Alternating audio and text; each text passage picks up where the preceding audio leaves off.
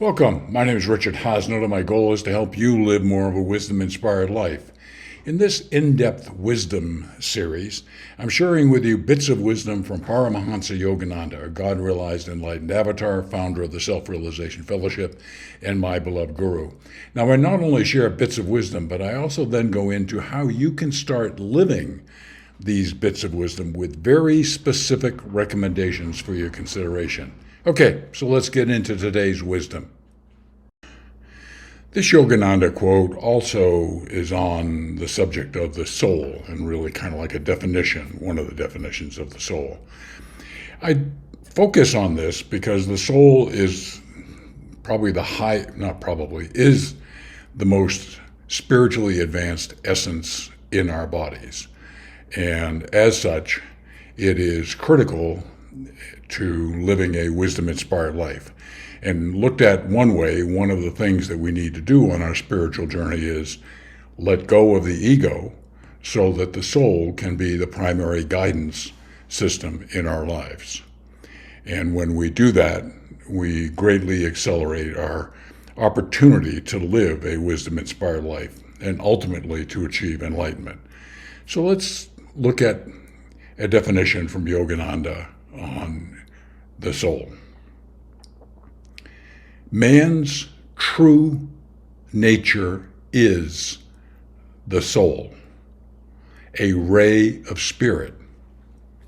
It's that fundamental. Our true nature is the soul. Unfortunately, in the vast majority of us, it's shrouded by the ego taking center stage.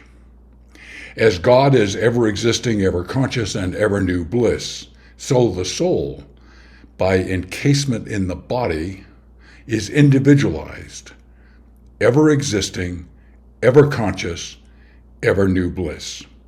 It's encased in the body in what's called in biological terms, the medulla oblongata, which is right at the base of your skull. Okay? That's the physical energy center for our soul. Okay, so the most important part of this definition to really grasp is that man's true nature is the soul, a ray of spirit. The soul is the reflection of spirit in each human, okay?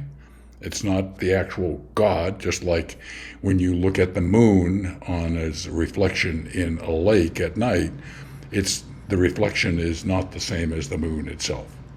But nonetheless, we clearly understand what it is, okay?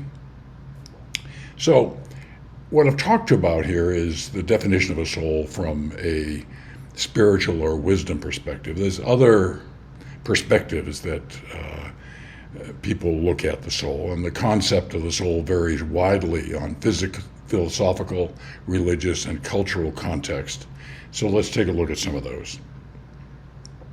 From a religious and spiritual view, which is kind of what I've been talking about here, many religious and spiritual traditions describe the soul as an immortal essence or spirit that is fundamentally connected to the divine, as it is. It's often believed to exist before birth and continue after birth, and that is the case. In these traditions, the soul is the true self beyond physical existence. As an aside here, when we die, when we pass, that process is one of we are made up of three bodies: the exterior physical body, which think of it as almost like clothing over the astral body and our causal body, okay? And when we die and take our last breath, we exit the first two bodies, leave the physical body behind. And with the other two bodies, the soul goes forward, okay? So the soul does not die when the physical body dies. Next is a philosophical view. From a philosophical perspective, the soul is and can be considered the seat of consciousness or personal identity. And it is the seat of consciousness. We next move to how psychology views the soul. And the concept of the soul is rarely used in a literal sense in psychology.